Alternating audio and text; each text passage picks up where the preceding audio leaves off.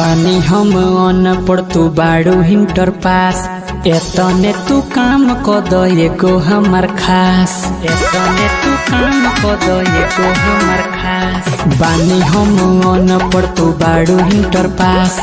एतने तू काम एगो क द हमर खास सुनर सुनर वर्ड लिख सबका से बेटर हमारा लवर खातिर लिख लव लेटर सखी हो लवर खातिर लिख लव लेटर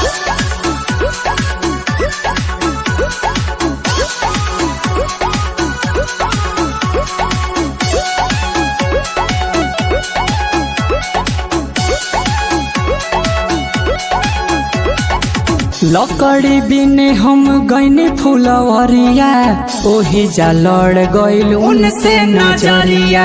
मिलेला दिलवा बाटे बेचैन दे दो ना उनका के हमरो खबरिया दे दो ना उनका के हमरो खबरिया लकड़ी बिने हम गईने फुलवरिया ओही जा लड़ गईल उनसे नजरिया मिलेला दिलवा बाटे बेचैन दे दो ना उनका के हमरो खबरिया उनका ला खुल गईल दिलवा के सेटर हमारा लवर खातिर लिख लव लेटर